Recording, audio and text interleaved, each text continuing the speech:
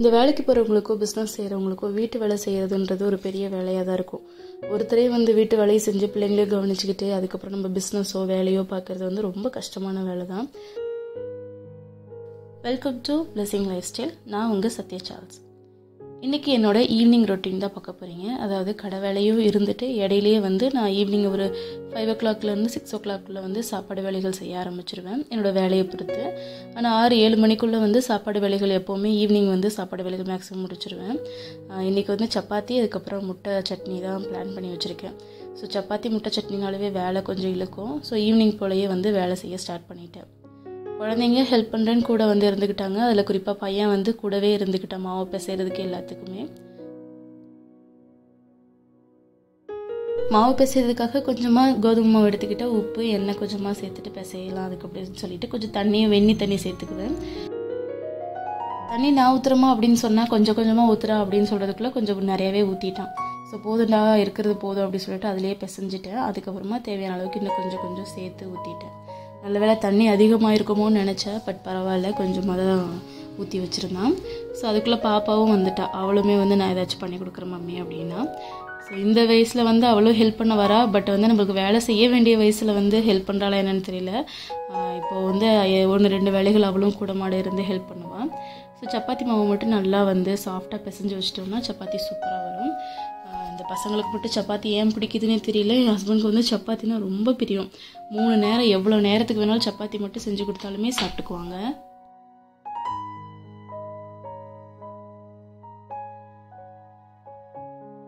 எனக்கு கல்யாணத்துக்கு முன்னாடி சுத்தமாகவே சப்பாத்தி பிடிக்காது. ஸோ கல்யாணத்துக்கு அப்புறம் வேறு வழி இல்லை. அதுக்கப்புறம் அப்படியே நம்மளுக்குமே பழகிருச்சு. ஸோ சப்பாத்திக்கு ரெடி பண்ணி வச்சுட்டேன். அதுக்குள்ளே சப்பாத்தி மாவு ஊறுறதுக்குள்ளே கொஞ்சம் பாத்திரம்லாம் கழுவ வேண்டியிருந்துச்சு. அது எல்லாமே கழுவிட்டு இருக்கேன். எனக்கு கடையும் வீடு ஒன்றா தான் இருக்கும். காலையில் சமையல் வேலைகள் வீட்டு வேலைகளை க்ளீன் பண்ணி வச்சுட்டு சமையல் வேலையெல்லாம் முடிச்சுட்டேன்னா இடையில எதுவுமே எந்திரிச்சு வர மாட்டேன். ஈவினிங் டைமில் கிச்சனில் வேலை செய்யும்போது மட்டும்தான் அப்படியே சமையல் வேலைகள், அதாவது பாத்திரம் கழுவுறது அந்த வேலைகள் எல்லாமே முடிப்பேன். ஸோ இப்போ குழந்தைங்களோட டிஃபன் பாக்ஸ் லஞ்சு சாப்பிட்டது அப்படின்னு சொல்லிட்டு எல்லாமே அப்படியே இருந்தாலுமே சாயந்தர நேரத்தில் தான் கழுவ போட்டுக்குவேன். ஏன்னா எனக்கு கடை வேலையும் பாதிக்கப்பட்டுரும். அதுக்கப்புறமா ஈவினிங் சமைக்கும் போதே கையோட கை நான் பாத்திரங்கள் எல்லாமே கழுவி வச்சுருவேன். ஸோ சப்பாத்தி மாவு ஊறுறதுக்குள்ளே 2-3 பாத்திரத்தெல்லாம் கழுவி வச்சுட்டு அதுக்கப்புறமா தான் நான் குழம்பு செய்ய ஆரம்பிக்கணும்.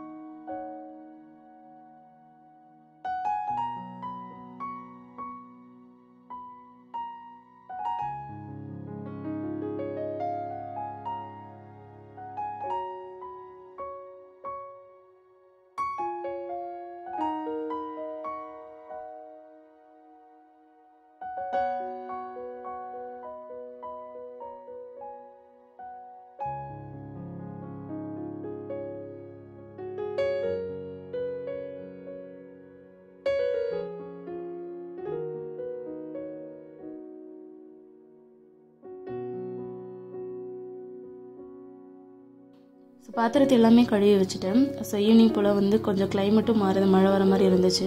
ஸோ டீ ஏதாச்சும் குடிக்கலாம் அப்படின்னு சொல்லி தான் போனேன். அதுக்குள்ளே ரசமும் கொஞ்சம் இருந்துச்சு. ஸோ அதில் கொஞ்சமாக ரசம் இருந்துச்சு. ஸோ சூடாக ரசத்தை குடிச்சிட்டு அந்த பாத்திரத்தை கழுவ போட்டுட்டேன். எனக்கு ரசம் தனியாக குடிக்கிறதுக்கு ரொம்ப பிடிக்கும். அது தக்காளி ரசம் செம்ம டேஸ்ட்டாக இருக்கும், சூப்பராக இருக்கும். ஸோ ஒரு 1/2 டம்ளர் ரசம் இருந்தது, அதையே குடிச்சிக்கிட்டேன்.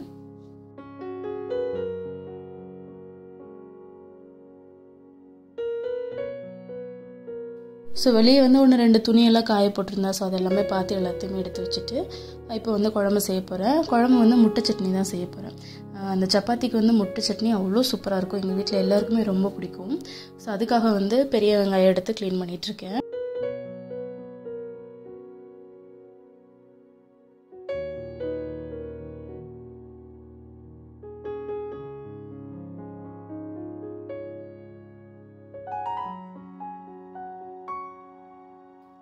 வெங்காயத்தை குட்டி குட்டியாக கட் பண்ணிக்கலாம். அப்போ நல்லா கொஞ்சம் அந்த முட்டை சட்னிக்கு அதுக்கும் ரொம்ப பெருசு பெருசாக இருந்துச்சுன்னா வாயில் கடிப்படாது.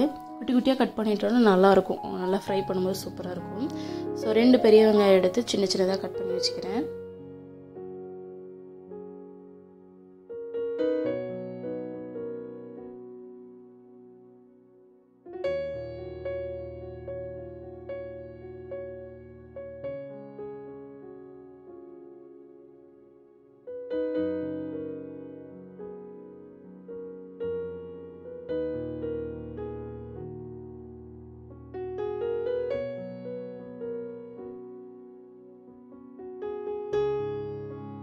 ஸோ நான் கட் பண்ணுறதை பார்த்துட்டு பாப்பாவுமே நான் தக்காளி கட் பண்ணி தரேன் அப்படின்னு சொல்லிட்டு கத்தியும் தக்காளியும் தூக்கிட்டு வந்துட்டான். சரி கையில் படாமல் பார்த்து என்னவோ பண்ணு அப்படின்னு சொல்லிட்டு அவள் வந்து சொன்னாலும் கேட்க மாட்டாள். அதாவது கேட்க மாட்டான்னு என்ன சொல்கிறது, நான் ஏதாச்சும் ஹெல்ப் பண்ணி தரேன் மம்மின்னு சொல்லிகிட்டே இருப்பான். ஸோ ரொம்ப ஷார்ப்பான கத்தி கிடையாது, நார்மலாக தான் இருக்கும். ஸோ அவளுக்கும் பழகட்டும் அப்படி சொல்லி நான் 1-2 வேலைகள் செய்யறதுக்கு விட்டுருவேன்.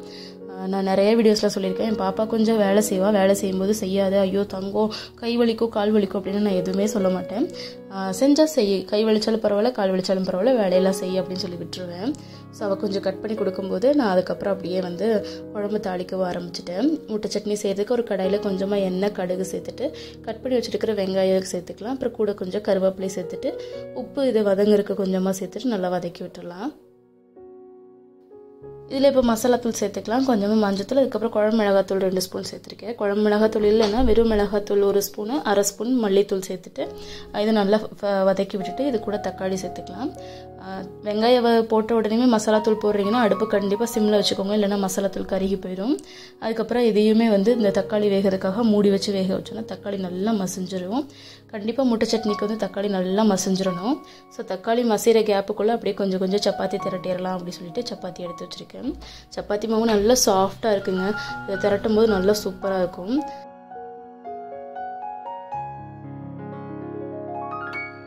எப்போ சப்பாத்தி மாவு பிசைஞ்சாலுமே நம்ம வீட்டில் இருக்க குட்டீஸ் உடனே ஓடி வந்துடுவாங்க. ஆளுக்கு ஒவ்வொரு உருண்டை வாங்கிட்டு போயிடுவாங்க. ஏன்னா அவங்களும் ஒவ்வொரு பக்கம் சப்பாத்தி ரெடி பண்ணிக்கிட்டு இருப்பாங்க.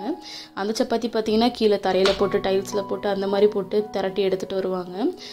எப்போவுமே வந்து ஒவ்வொரு உருண்டை கேட்டுருவாங்க. சரி நானும் அவங்களுக்கு விளையாடுறதுக்கு ஆகட்டும் அப்படி சொல்லி கொடுத்துருவேன். ஸோ உங்கள் வீட்டில் உங்கள் குட்டீஸ் இந்த மாதிரி ஏதாச்சும் சப்பாத்தி மாவெல்லாம் கேட்பாங்களா அப்படின்றத கமெண்ட்ஸில் சொல்லுங்கள். அதுக்கப்புறம் சப்பாத்தி மாவு வந்து நல்லா இன்னொரு டைம் பிசைஞ்சு கொடுத்துட்டு அதுக்கப்புறமா திரட்ட ஆரம்பிக்கிறேன். சைட் பை சைட் தக்காளியுமே வந்து வதங்கிட்டு இருக்கோம், அதை அப்பப்போ வந்து ஓப்பன் பண்ணி நல்லா கிளறி கொடுத்துட்டு அதையும் மூடி வச்சு வேக வச்சிருக்கிறேன். இன்னொரு பக்கம் வந்து திரட்ட போகிறேன்.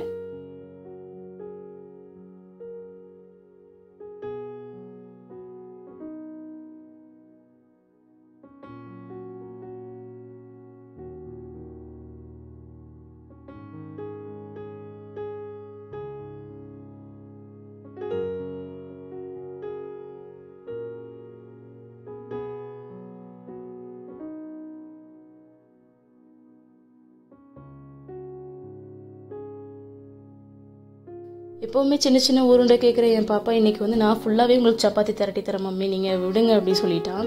சரி நானும் எப்படியே திரட்டுறா பார்க்கலாம் அப்படின்னு சொல்லிட்டு அவர்கிட்ட கொடுத்துட்டேன். ஸோ பொறுமையாக கொஞ்சம் திரட்டி கொடுத்தா, ஆனால் அங்கங்கே கொஞ்சம் மொந்தமாக தான் இருந்துச்சு, அன்னீவனாக தான் இருந்துச்சு. இருந்தாலும் பரவாயில்ல, அவள் பண்ண வேலைக்கு அதுவே பரவாயில்ல. நான் கொஞ்சம் சைட்லலாம் அட்ஜஸ்ட் பண்ணி அதுக்கப்புறமா போட்டுட்டு சப்பாத்தி போட்டு எடுத்துட்டேன்.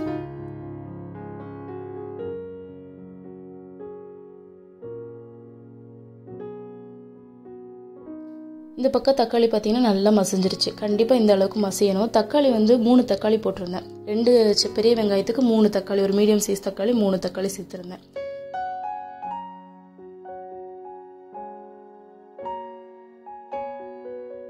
ஸோ பாப்பா திரட்டுறதுக்குள்ளே டைமும் ஆயிடுச்சு. ஸோ கொஞ்சம் நான் இடையிடையே நானும் வாங்கி திரட்டிக்கிட்டு இருந்தேன். அப்புறம் இடையில கடையில் கஸ்டமர் வந்தாலும் அவங்களே போய் அட்டன் பண்ணிட்டு வருவேன்.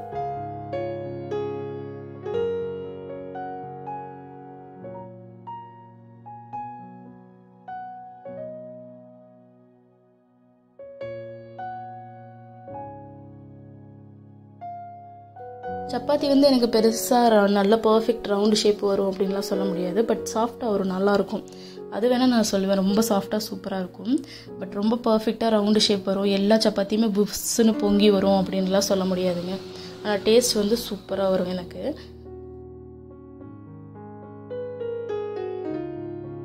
சப்பாத்தி சாஃப்டாக வரதுக்கு ஒரு சில டிப்ஸ் மட்டும் ஃபாலோ பண்ணால் போதும், சூப்பராக டேஸ்ட் உண்மையாலுமே நல்லா சாஃப்டாக வரும். மாவு நல்லா சாஃப்டாக பிசைஞ்சிக்கணும். சாஃப்டாக அப்படின்றது வந்து ஒரு மாதிரி திரியாக இருக்கும் பிசையும் போது. அது வந்து நல்லா பிசையும் போது தான் ஒன்று சேர்ந்து நல்ல சாஃப்டான ஒரு ஸ்ட்ரக்சரில் கிடைக்கும். என்னோடய வீடியோஸ் பார்த்துருந்தீங்கன்னாவே தெரியும், ஆரம்பத்துலேருந்து இந்த சப்பாத்தி மாவோட ஸ்ட்ரக்சர் வந்து அதில் காமிச்சிருப்பேன்.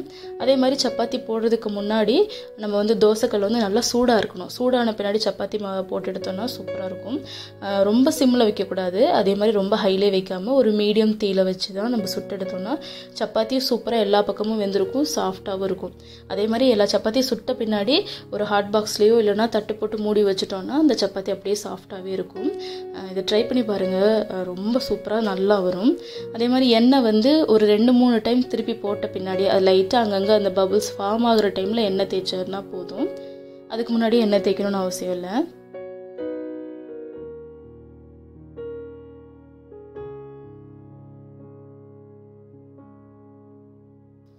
நான் ஃபஸ்ட்டே சொன்ன மாதிரி நான் போடுற சப்பாத்தியோட ஷேப் வந்து ரொம்ப பர்ஃபெக்ட் ரவுண்ட் ஷேப் வராது. அதே மாதிரி ரொம்ப எல்லாமே புஷ்ஷுன்னு பொங்கி வராது. ஆனால் அங்கங்கே பபிள்ஸ் எழுந்திருக்கும், பட் நல்லா சாஃப்டாக இருக்கும். நல்லாயிருக்கும். சப்பாத்தியோட டேஸ்ட் வந்து ரொம்ப சூப்பராக இருக்கும்.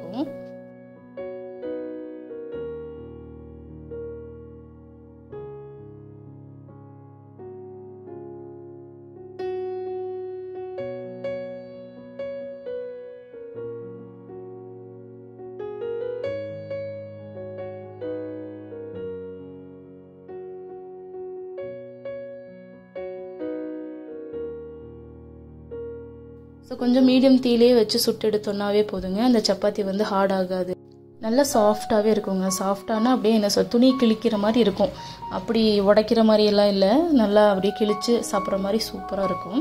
நான் ஹாட் பாக்ஸில் போட்டு மூடி வச்சுக்கிறேன். சைட் பை சைடு வந்து நான் இந்த தக்காளி மசிஞ்சோடனே அதில் ஒரே ஒரு முட்டை போட்டு வேக வச்சு எடுத்துக்கிட்டேன். முட்டை வந்து கம்மியாக தான் போடணும். நிறைய முட்டை போட்டோன்னா முட்டை பொரியல் மாதிரி ஆயிரும், இல்லைனா முட்டை பொடி மாஸ் மாதிரி ஆயிரும். முட்டை சட்னி அப்படின்னாவே வெங்காய தக்காளி கொஞ்சம் அதிகமாகவும் முட்டை அளவு வந்து கம்மியாகவும் இருக்கணும். ஸோ நான் ஒரே ஒரு முட்டை போட்டு வேக வச்சு எடுத்துக்கிட்டேன். நல்லா மிக்ஸ் பண்ணி விட்டுட்டோன்னா போதும், நம்மளுக்கு முட்டை சட்னி சூப்பராக ரெடி ஆயிரும். ஸோ கண்டிப்பாக நீங்களும் ட்ரை பண்ணி பார்த்துட்டு எப்படி இருக்குன்னு கமெண்ட்ஸில் சொல்லுங்கள். இந்த வீடியோ பிடிச்சிருந்தா இந்த வீடியோக்கு ஒரு லைக் கொடுத்துட்டு